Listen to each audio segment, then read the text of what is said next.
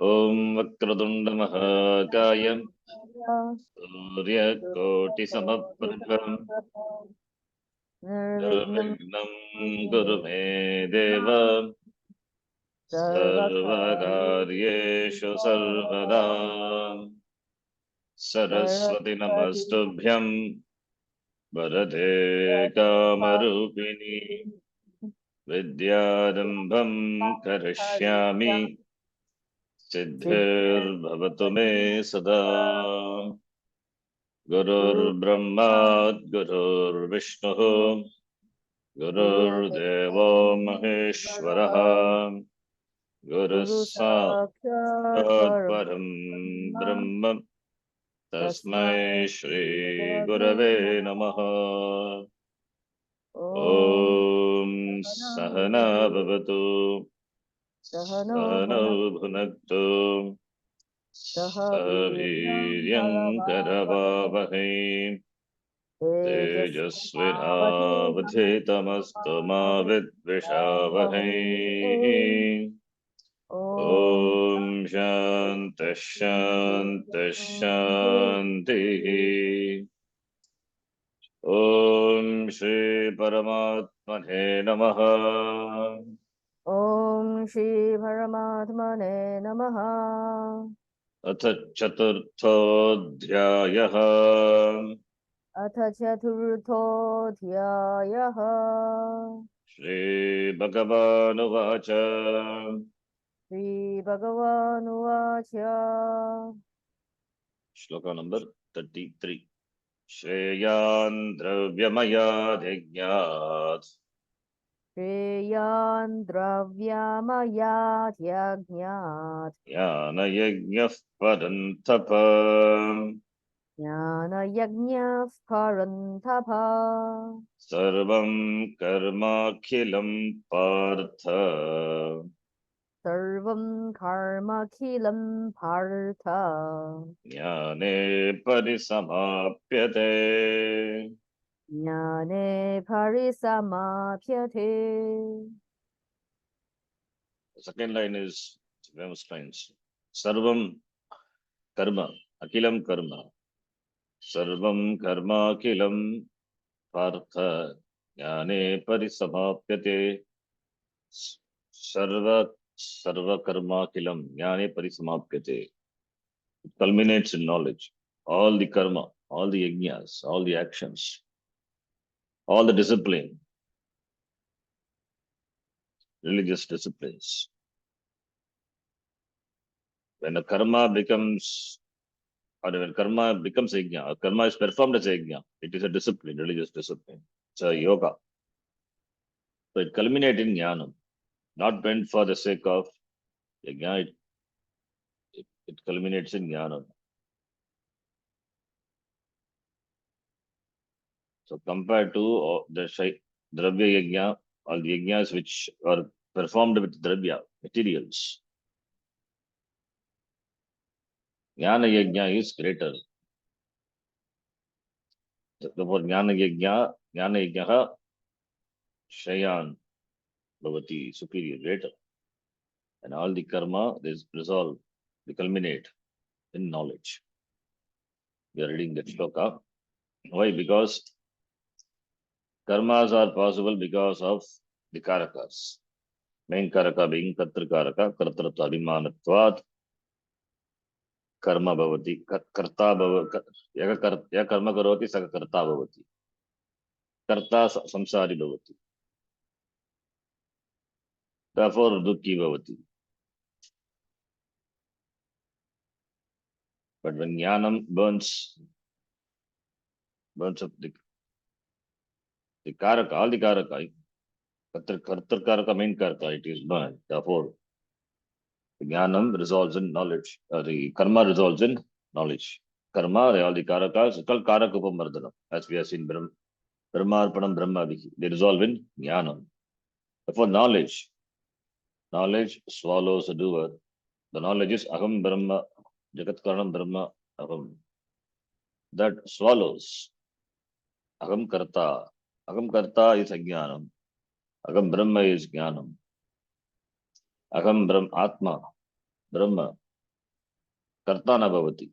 Karta is Atma, but Atma is not the Karta. The knowledge swallows the doer. Thus, there are two types of phalam for prayer, pratana.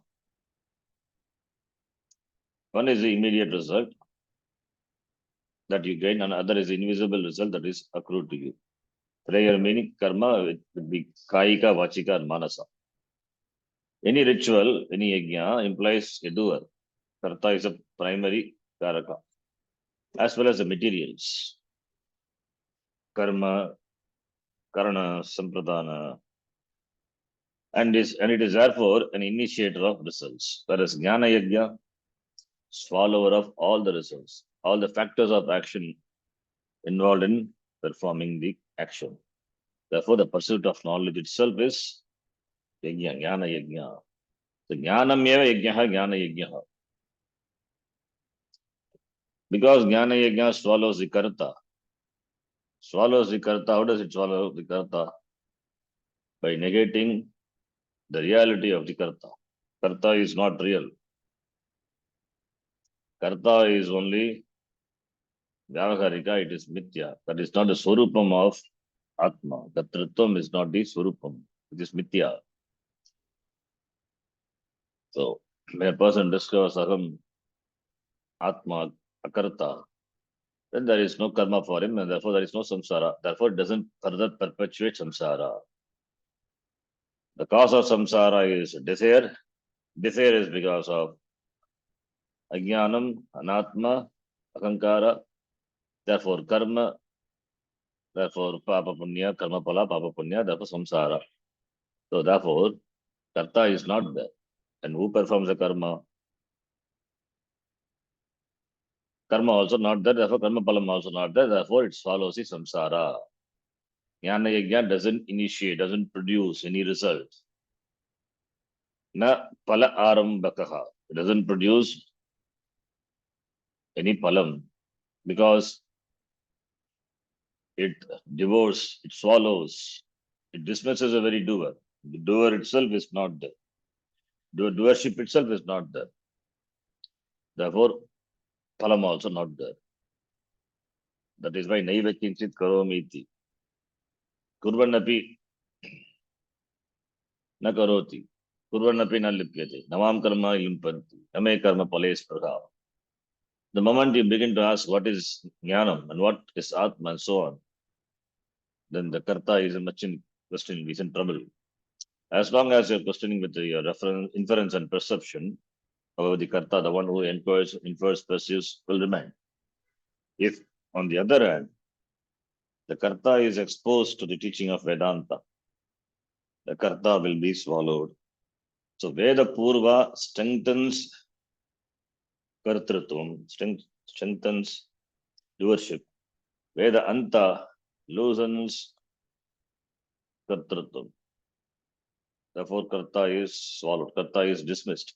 The reality of karta is dismissed in Vedanta.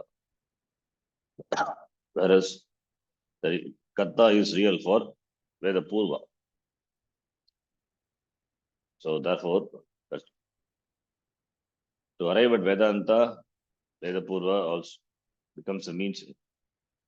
Karma Yoga is a means.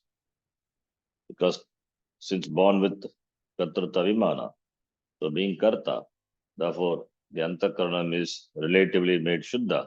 Then the Antakaranam is ready for receiving Jnanam, ready to give up the Kartrutvam. And Vedanta, teaching of Vedanta dismisses the reality given to the Kartrutvam. So Kartrutvam is dismissed. Karta is Atma, but Atma is not the Karta. But Aham Karta is a problem. So that is dismissed. Kartrutvam. If Atma is Karta, then it's a problem. Atma is Karta is Atma. Karma is Atma. Everything is Atma. That is fine. But Aham Karta eva.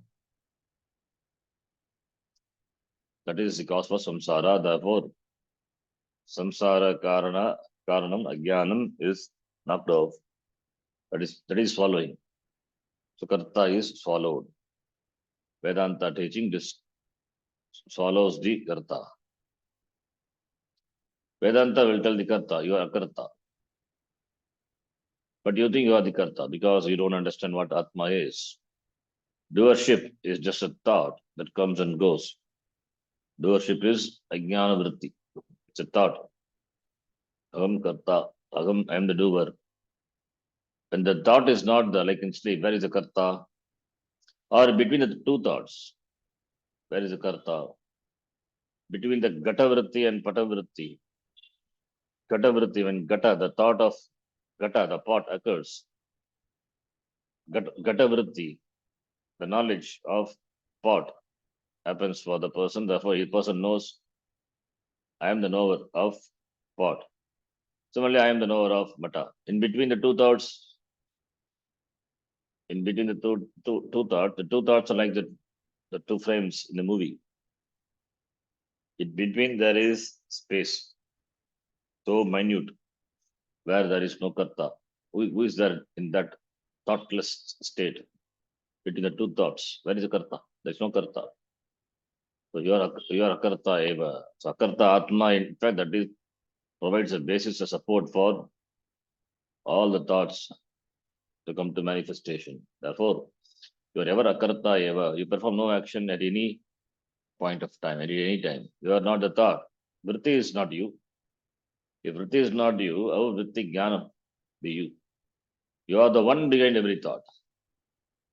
The thought is you, no doubt, but you are free from the thought. The thought is happens to you, therefore thought is you. Like the body is me, but I am not the body. Thought is also jada, it is me, but I am not the thought. I am free from thought. When the thought goes, you are, and when thought is, you are.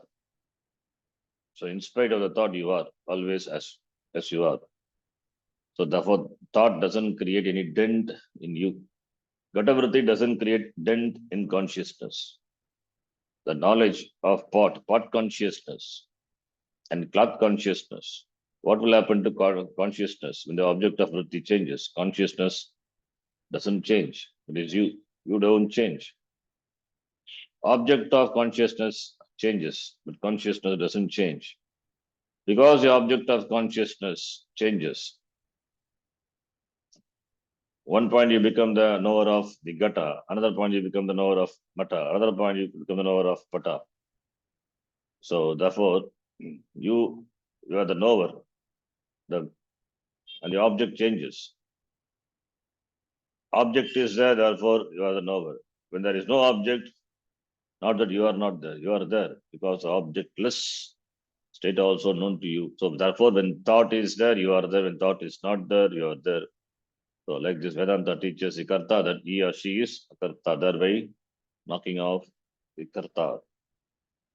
Knowledge is beyond the range of comparison.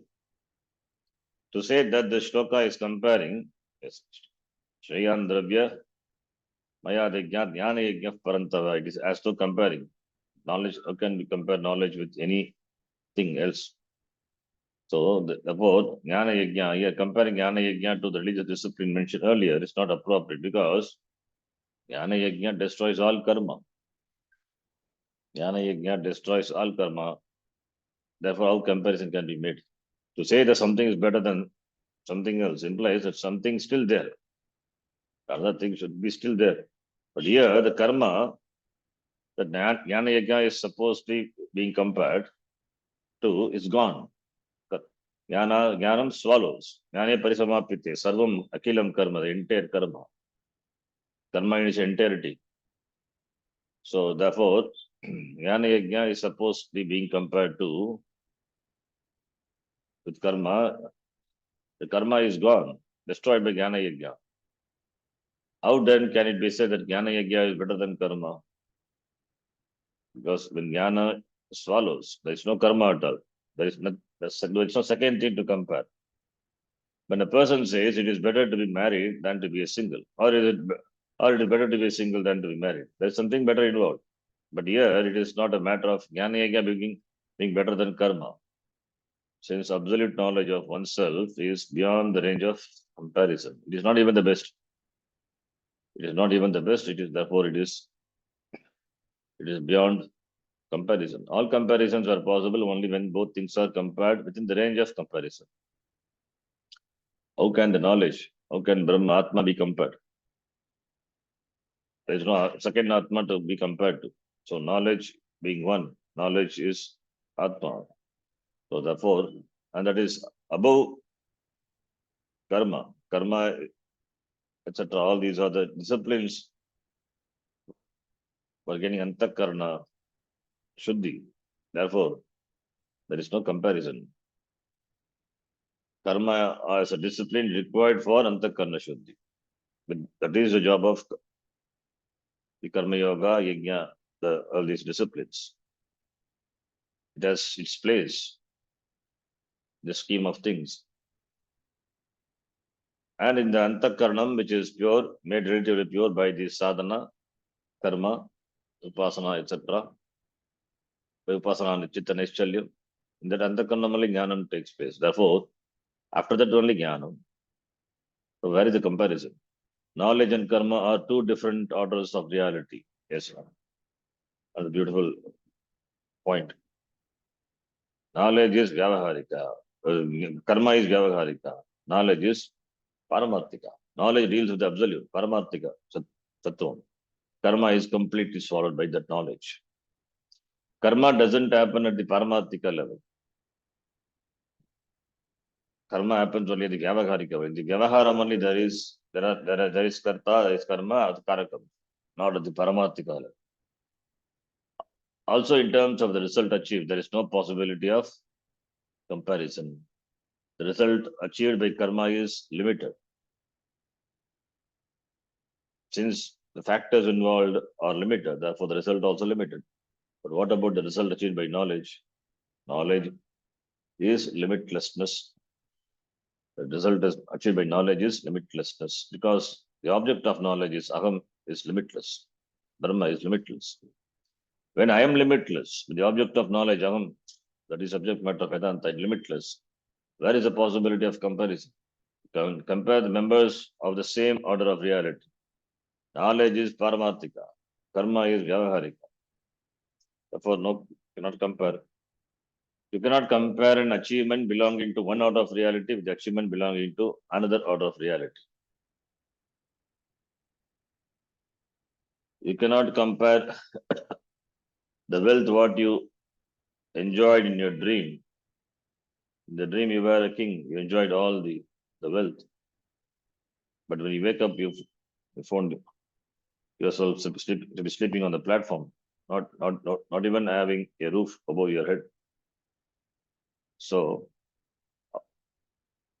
where is the comparison between the dream state and the waking state? They belong to different order. Therefore, similarly here also. Therefore, karma is one thing, jnanam is quite another. Still, for want of a better expression, the word shreyan is used. Superior, shreyan meaning superior. Shreyan, shreyas, shreyan, shreyam, so shreyam, saha. Jnana yajnaha, shreyan. Comparative. One of the beauties of this word is that even this is a comparative expression, it indicates moksha. It shreyas, it is shreyaha, tat nishchitam brugi tanme. Krishna, Arjuna said in the beginning. It is Shreyaha, that which is better, you please teach me. Shreyas, in Kathopanishad also the word comes, Shreyas, Shreyas cha prayas manushya metaha. Shreyas means that which is best, that is moksha ityartaha. Prayas is that which is pleasant, whereas Shreyas is that which is good, which is moksha. It is Shreyaha. Shreyas is moksha. Shreyorti, moksharti ityartaha. Therefore, Shreyan, the word Shreyas, from that Shreyas only Shreyan is derived. Therefore, it indicates moksha. By one kind of yajna, that is jnana yajna, you get moksha. By other kind of yajna, all the other kind of yajna is dravya yajna. It involves some material. They do not give you moksha. It perpetuates only samsara. From dravya yajna, you have to come to jnana yajna. Dravya yajna can give you a limited result that is other than yourself. There are objects of achievement. So therefore, dravya yajna is limited. Being karma, it is limited, therefore limited result. Either some external result or internal result, called antakarna shuddhi. External result could be in this world, or it could be the result could be gained in the uh, experience in the other world. If you are karma yogi, a mumukshu, you will gain antakarna shuddhi. A karma yogi gains antakarna shuddhi, which is useful for gaining the knowledge. Therefore, it is a means parampara karanam bhavati. Dravya yajna becomes a parampara karanam for jnana yajna. Indirect means for moksha, dravya yajna. The various yajnas or religious disciplines you perform as a karma yogi help you to perform the jnana yajna, the inquiry into the shastra, properly. Inquiry is a direct means for samyak darshanam. Inquiry is jnana. Inquiry, shastra, shavanam, vicharaha. Whereas other yajnas simply help you in that inquiry. The description of karma is total in jnana. Jnana yajna is said to be shreyan because knowledge destroys samsara forever. That destroys all karma, meaning that karma in its entirety, sarvam karma akilam partha jnane parisamapyate, resolves in knowledge. Akilam with reference to karma means that is absolutely nothing left over after knowledge takes place. No shesha, no baki, completely. Knowledge burns karma completely. Karma implies samsara, so samsara is burned completely. All karmas and everything around, everything connected with them are completely, totally gone without so much as a trace of anything left behind. Sarva here is used to indicate all karma. All karma goes in the wake of knowledge. Sometimes, even when all is said, there is nothing, sorry, something left over. For example, when you say all the people at the beach are surfers, or all the people living in Beverly Hills are rich, the statements are not really true. There are people in Beverly Hills who are not rich, the servants, for instance. There are also those who live in big houses of enormous debts, the liability being much greater than their assets. Therefore, statements using the word all are not always totally true. This word is more often used to indicate a predominance rather than an entirety. Wherein there is absolutely nothing left over. Here, nothing is absolutely nothing is left over. Recognizing that the relative meaning of sarva may include something, Krishna said akila. Sarva itself is enough. Why akila? Akila also has a meaning, complete, entire thing. Because akila, the word says, the thing is left over completely, totally. Since both of these words are appear together, sarvam akilam. Therefore, there is no shesha, no bhakti, no leftover.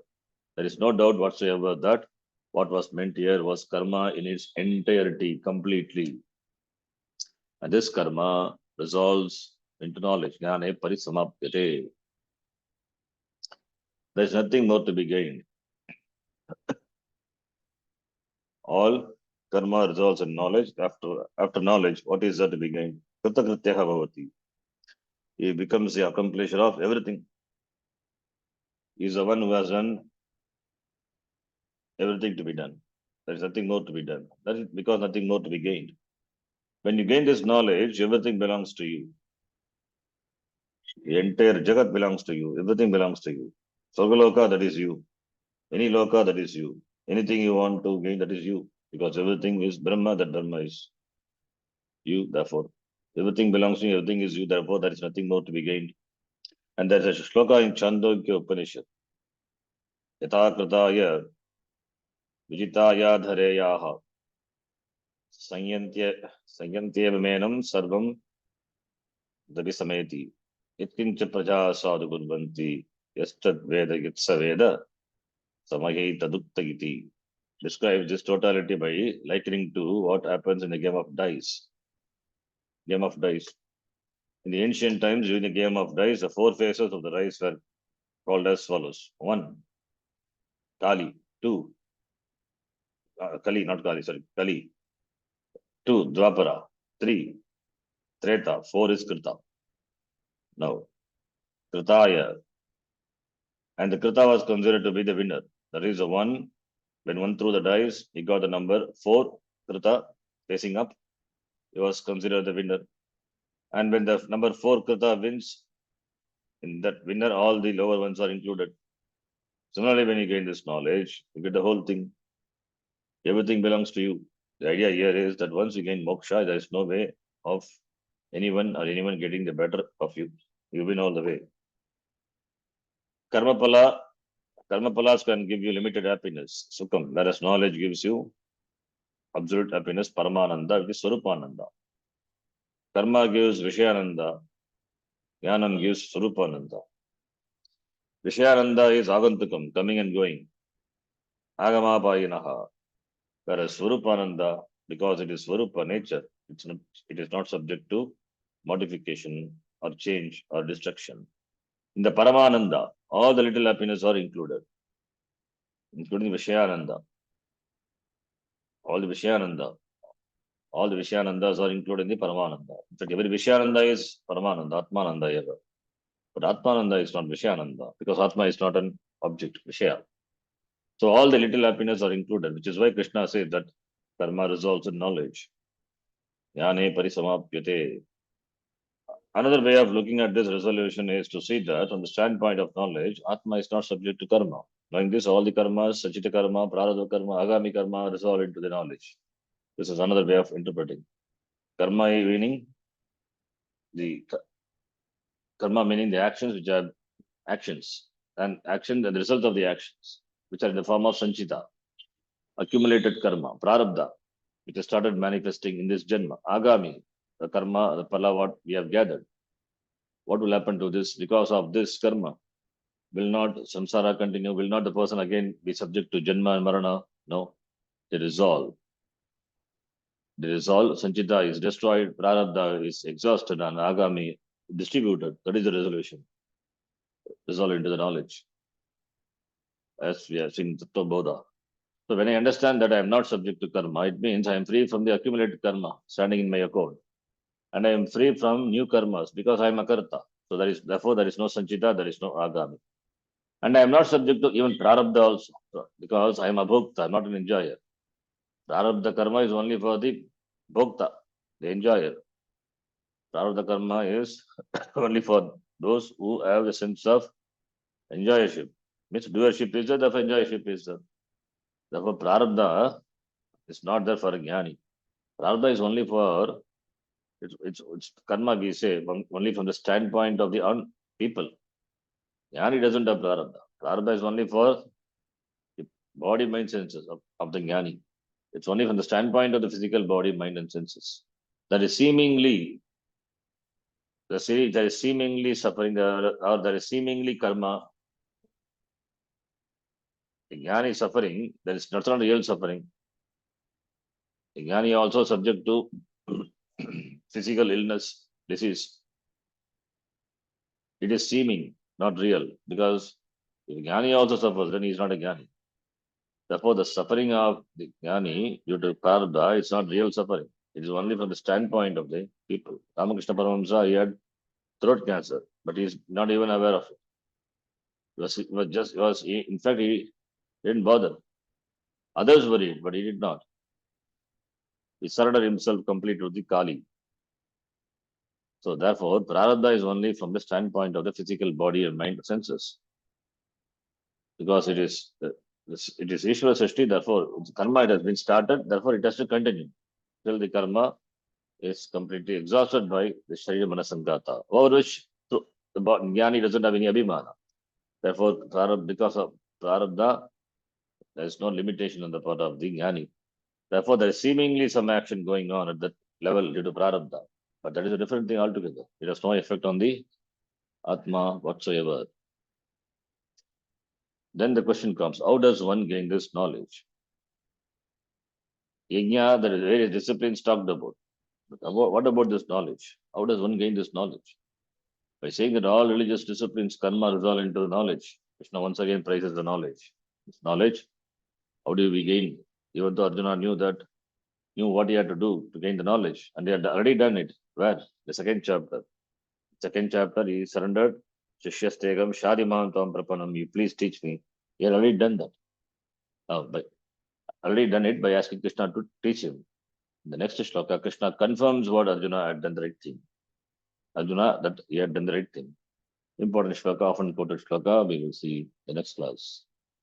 Om Purnamadah Purnamidam Purnat Purnamudachyate Purnasya Purnamadhaya Purnamevavashishyate.